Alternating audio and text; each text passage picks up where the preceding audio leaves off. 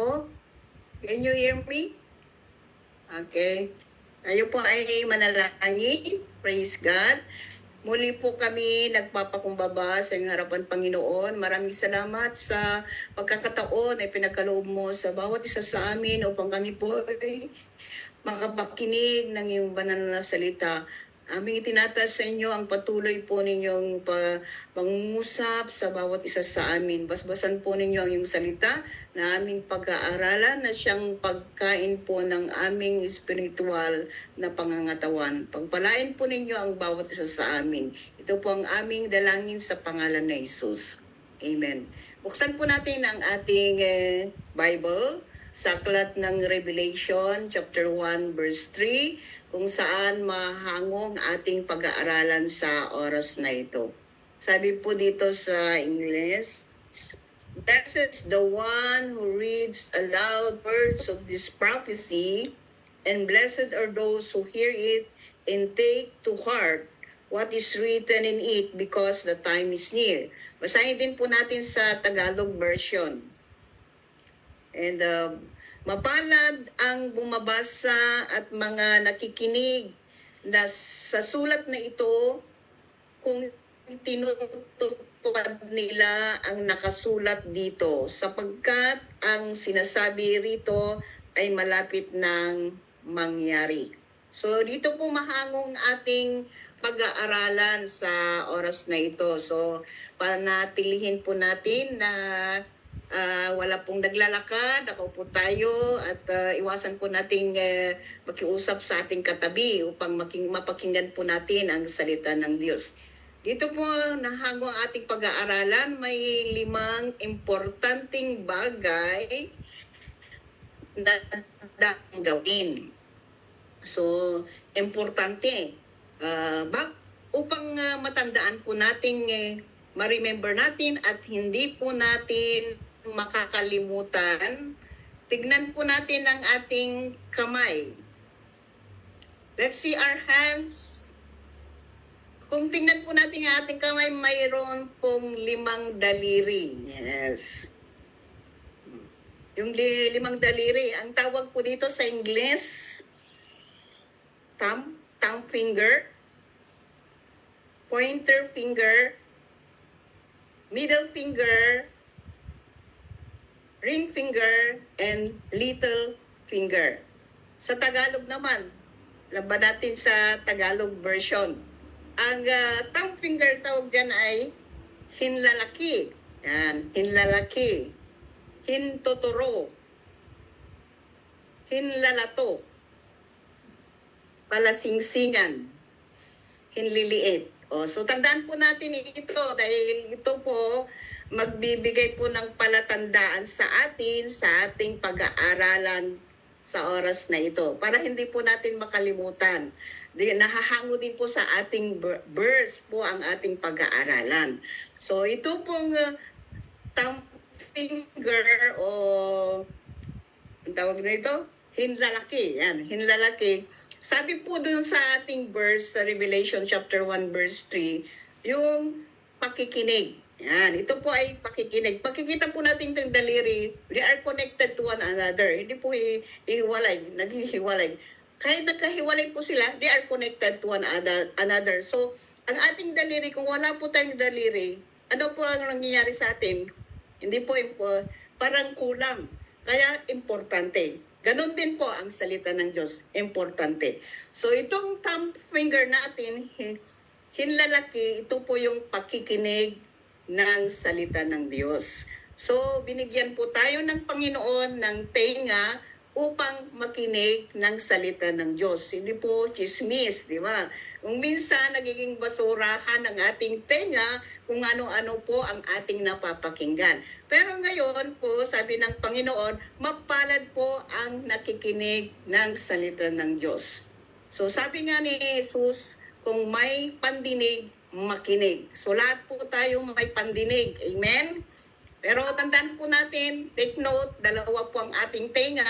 Kung minsan nakikinig sa kabilang tenga, lalabas sa kabilang tenga. Nakalimutan na natin yung ating napakinggan. So, sana po ang ating papakinggan ngayon ay hindi po, wag po nating kakalimutan, pupunta po sa ating puso at isipan. So, pakinggan po natin ang mga salita ng Diyos na siyang ibinabahagi tuwing Zoom Bible Study.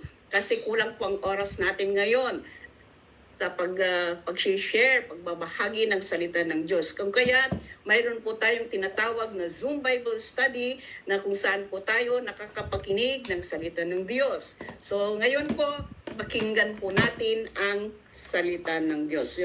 Dito po natin mapapakinggan ang mga about salvation, about kay Jesus Christ, about yung mga tagubilin ni Jesucristo. Marami po tayong mapapag-aralan sa pakikinig ng salita ng Diyos. Kung mayroon tayong mga ganitong mga activities, ipahiram po natin ang ating tenga na makinig po ng salita ng Diyos. Hindi po kung ano-ano ang ating pinapakinggan na siyang naglilihis po sa ating daan.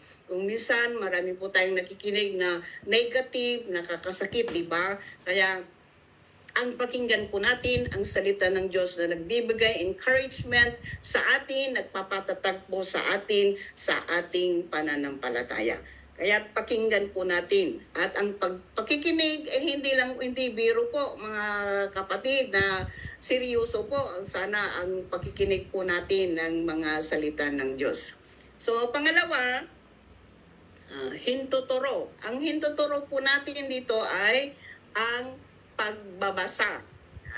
Mayroon po tayong Bible sa atin na nabigay sa atin. Mga walang Bible, may mga cellphone din, may mga Bible sa cellphone. Magbasa po yung hintuturo. Pointer, finger. Bakit po tayo magbabasa? Sa pagbabasa po natin ng salita ng Diyos, makilala natin ang Diyos ng higit pa. And habang po tayo nagbabasa ng salita ng Diyos, nagkakaroon po tayo ng pananalig sa Kanya completely, na doon to na nalalaman kung sino si Jesus sa ating buhay. Kasi ang pagbabasa, parang pagkain yan. Tayo po ay kumakain araw-araw. Bakit po tayo kumakain? Upang mapalakas, upang hindi po tayo manghina. Ganon din po sa spiritual. Ang pagkain po ng ating pangatawan ay walang iba kundi ang spiritual na pangatawan ay ang salita ng Diyos, na siyang po nakakatulong po sa ating paglago sa spiritual. Tayo po ay lumaki na physically, pero kulang po tayo sa spiritual. Ngayon po ay tinatawag na Nutrition Month. Nagpaalala po ng pag-aalaga ng kalusugan. Ganon din po sa spiritual na ating binabasa.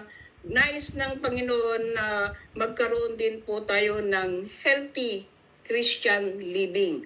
Kaya po tayo nag-aaral ng salita ng Diyos. Ang salita ng Diyos, habang po natin binabasa, siya po yung naglilinis sa atin. Binabago po tayo araw-araw ang kanyang salita. At hindi lang yon, nag-encourage sa atin, nagpapalakas sa ating pananampalataya. Sana po magkakaroon tayo ng time na pagbabasa ng salita ng Diyos. Pero ngayon, mas marami ang time ang mga tao sa pagbabasa ng cellphone. Diba? Mga iba't ibang mga ginagawa. Marami silang oras sa cellphone kaysa pagbabasa ng salita ng Diyos. Pagbabasa ng salita ng Diyos, ginagamit din po natin ito sa personal na devotion natin. Kaya ito po ay napakahalaga sa ating bilang isang mananampalataya na bilang tumanggap na kay Jesus bilang tagapagligtas. Hindi lang nakikinig, basahin din po natin. Baka yung pinapakinggan natin wala po sa Bible. Amen. Marami pong nagtuturo, baka yung tinuturo nila, binasa mo sa Bible, wala pala sa Bible yung tinuturo nila. Kaya kailangan po natin magbasa po ng salita ng Diyos. Kung gaano kahalaga ang pagkain sa physical, mahalaga po ang salita ng Diyos. Yan po ang pangalawa, yung hintuturo. Punta po tayo sa middle finger. Tinatawag sa Tagalog, hinlalato. So hindi lang po tayo nakikinig, nagbabasa, kundi pag-aralan, study. Yan, study. The middle finger, hinlalato, is study. Pag-aralan. Ang study po kasi yung pagbabasa, yung tinatawag po sa school na reading comprehension. Marami pong nagbabasa na hindi niya naunawaan yung binabasa niya. Kaya nagkakaroon po tayo ng Bible study para maipaunawa po sa atin ang ating binabasa. Minsan nagbabasa po tayo, mayroon tayong mga katanungan, ano kaya ang ibig sabihin nito? Kaya sa pag-aaral ng Bible study, pag-aaral sa Tagalog, Bible study, malalaman natin, maipaliwanag sa atin ng maliwanag ang ibig sabihin ng ating nababasa. Halimbawa na lang, ang salvation. Ang alam ng iba, ang salvation, nalampalataya ka na, tama na, di ba? Habang pagpapatuloy ka na nag-aaral, ay, ganun palang gagawin. Ang pananampalataya na ipapaliwanag din po sa atin. Marami po revelation habang nagbabasa po tayo at pinag-aaralan ang ibig sabihin ng ating mga nababasa, marami po tayong malalaman. Na hindi po tayo nagbabasa para mayroon tayong ipagyabang, hindi po. Para magkaroon po tayo ng kaalaman patungkol sa Diyos na siyang lumikha po sa atin. At kung mayroon po tayong mga katanungan, ay sasagutin po ng Panginoon. Nung baguhan pa ako, marami akong tanong. Pero pag-attend ko ng mga gawain, doon po nasasagot yung mga aking katanungan. Dahil pinapaliwanag po nila. Yun po ang ibig sabihin ng study. Pag-aralan po natin. Kung kaya't mayroon tayong tinatawag na Bible study, sa bahay, home Bible study, ito, Zoom Bible study, para may paliwanag po sa atin ang ating mga napapakinggan at nababasa na salita ng Diyos. Yun po. Kaya tandaan po natin, the middle finger, kailangan nating pag-aralan, at kung mayroon tayong hindi naunawaan, manalangin po tayo sa Panginoon at siya po ang magbigay ng liwanag po sa mga katanungan po natin. So, papunta na po tayo sa pang-apat. Pang-apat, ring finger. So, ring finger, bakit tinatawag na ring finger o palasingsingan? Kung may kinakasal, inilalagay po dito sa ring finger, ring. Kaya ring finger tawag dyan. Kasi po, yung vein dito sa ring finger po natin, connected directly to the heart. Sa puso po natin. Yung pag-ibig ng Diyos sa atin, dito na ipapadama yung pag-ibig ng Diyos, yung walang hanggang pag-ibig ng Diyos. Diba yung ring, walang umpisa, walang hangganan. Ganyan po ang pag-ibig ng Panginoon sa atin. So itong pang-apat na palasingsingan, ring finger tinatawag, ano po yung pang-apat? Basahin po natin sa Joshua chapter 1 verse 8. Sa aklat ng Joshua chapter 1 verse 8, sinasabi po dito sa Tagalog, ang aklat na ito ng kautusan ay huwag alisin sa iyong bibig.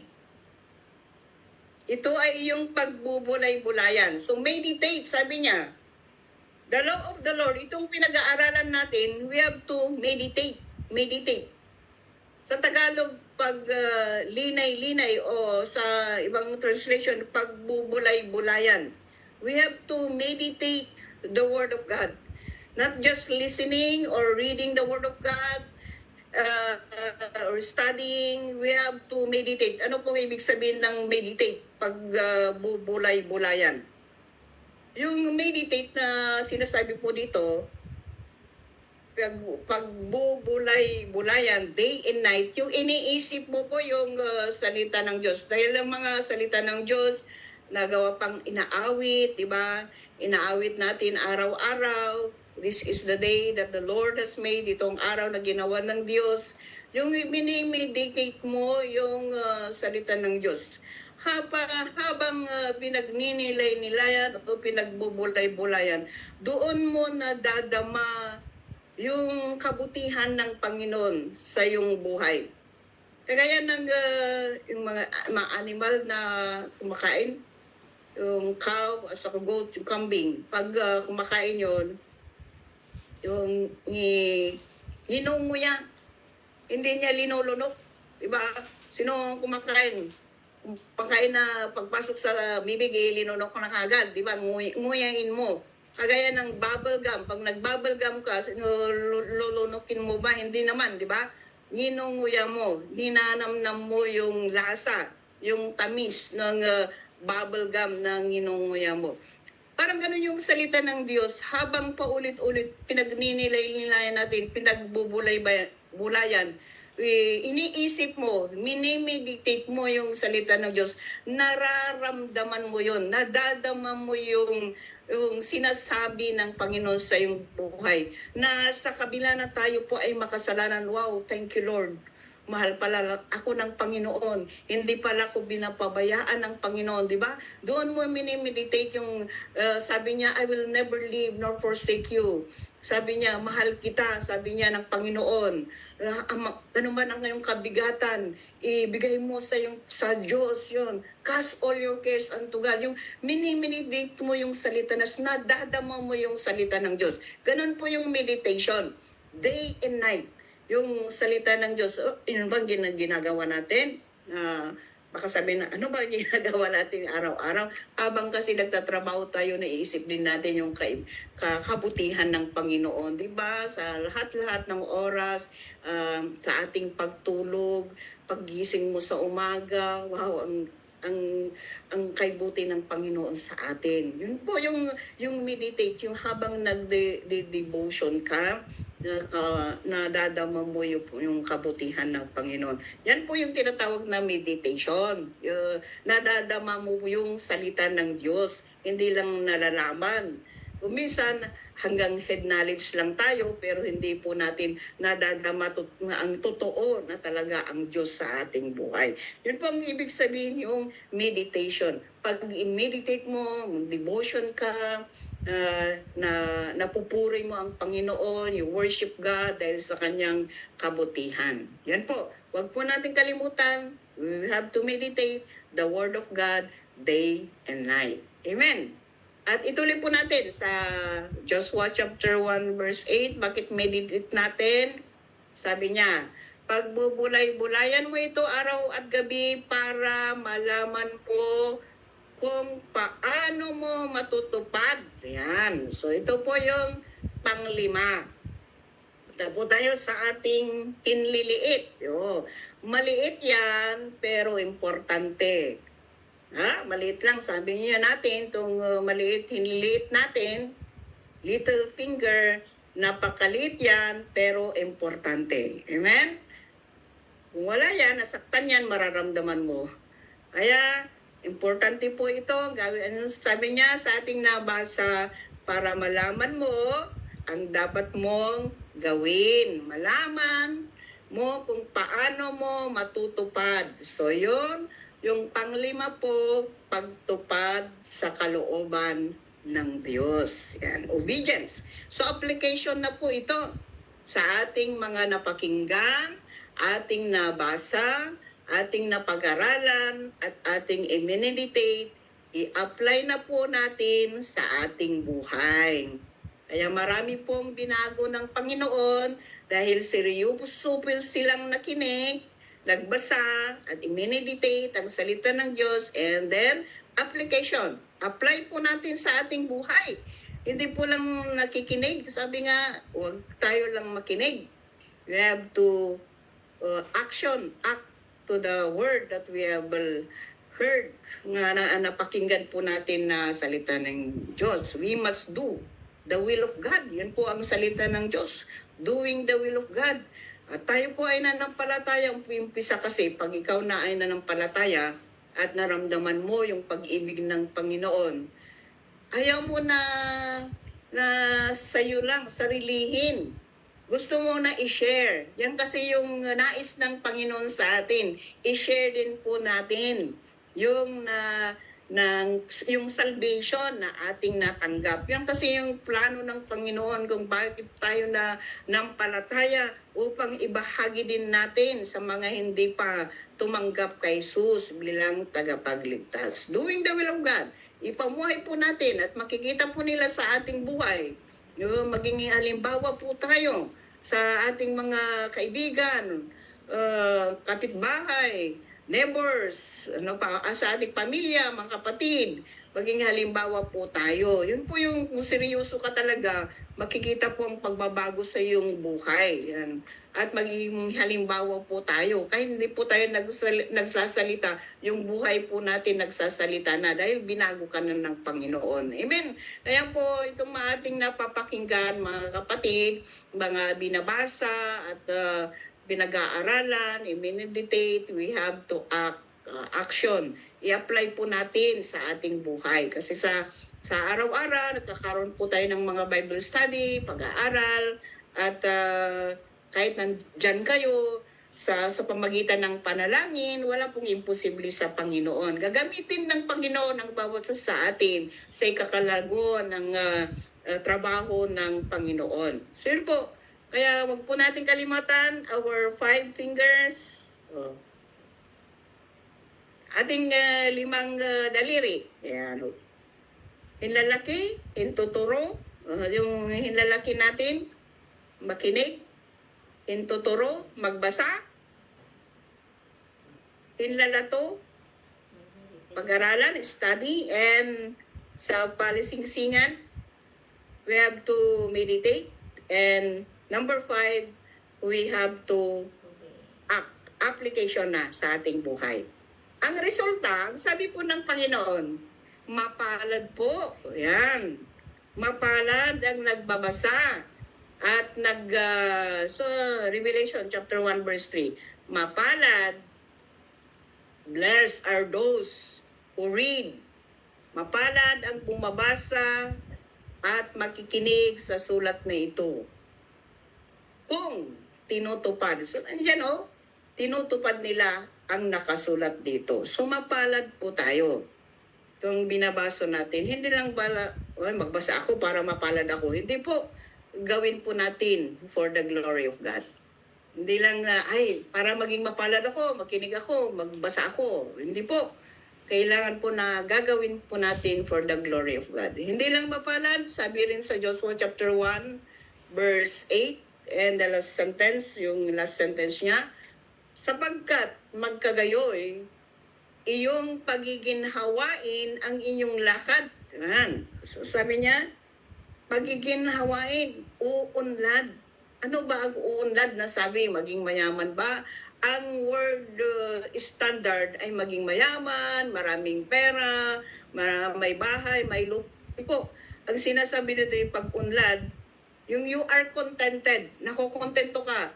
Kung ano yung mayroon na binigay ng Panginoon sa'yo. You are successful. Nakontento ka at masaya. You have a peace of mind. Kahit mayaman ka dito sa mundo, kung wala ka namang peace of mind, wala nang silbi. Di ba? Kaya ang contentment na nanggagaling sa Panginoon, yung blessing ng Panginoon, hindi ka naman pababayaan. Sabi ng Panginoon, I will never leave nor forsake you. Kaya po, ang sabi ng Panginoon, kung gagawin po natin ito, maging successful tayo. Ano kung successful? Kasi dito sa mundo, iba ang pananaw nila, yung tinatawag na success, yung sa word standard ng mundo. Pero sa ating bilang mananampalataya, we are contented sa mga biyaya na pinagkakalob ng Panginoon. Maging masaya po tayo, magkaroon tayo ng peace of mind, katahimikan na naglilingkod sa Panginoon. Amen? Yun po yung reward. At ang huli po dito, sabi po ng Panginoon, the time is near. Bakit po natin ginagawa nito? Hindi tayo tinatakot, di ba? Hindi na natin alam ang ating buhay. Kaya habang nabubuhay mo naman tayo, gawin po natin ang tama. Huwag po nating sayangin ang ating oras sa mga walang kabuluhan na bagay. Di ba? Nasasayang, maraming oras na nasayang sa ating buhay. Pero ngayon, magpasalamat po tayo sa Panginoon. Pinaalala po sa atin ng oras ay napakahalaga. Ang oras ay gamitin po natin sa tama na may kabuluhan po. Dahil huwag po nating sayangin ang mga oras na naiwan pa sa ating buhay. Hindi natin alam ang araw at taon na manatili pa tayo dito sa mundo. Ang importante, gawin po natin ang nararapat na ikapupuri ng ating Diyos na buhay. Amen? Kaya magputulog po tayo mga kapatid na maglingkod sa Panginoon at gawin po natin ang tama. Anong po ang ating kahinaan, wala po tayong dapat lapitan kundi ang Diyos. Siya lang po ang pwedeng makatulong sa atin sa araw-araw ng ating pamumuhay. God bless po sa ating lahat. Sana po ay naintindihan po natin. Nagkaroon po tayo ng paalala sa ating paglilingkod sa Panginoon. Sana po huwag po nang nakalimutan ang ating 5 fingers. Amen? Kahit saan po tayo mapunta, kalimutan mo, tignan mo yung ano po yung napag-aralan namin. Amen? Hallelujah. Tayo po ay manalangin. Praise God. Maraming salamat po Panginoon sa pagkakataon na naibahagi sa amin ay yung salita. Ayan yun na kayo Panginoon ang magpapala sa bawat sa amin sa pamamagitan ng iyong banal na Espiritu Santo. Ano man po ang hindi maunawaan, namin hindi nilalagak sa inyo na kayo po ang magbigay ng fresh revelation na kailangan ng bawat isa sa amin. Maraming salamat. Binibigay po namin sa iyo ang mataas na papuri at pasasalamat. Ito po ang aming dalangin sa pangalan ni Jesus. Amen. Palakpakan natin ang Panginoon. Thank you. God bless us. Ibinabalik ko sa ating MC. God bless you.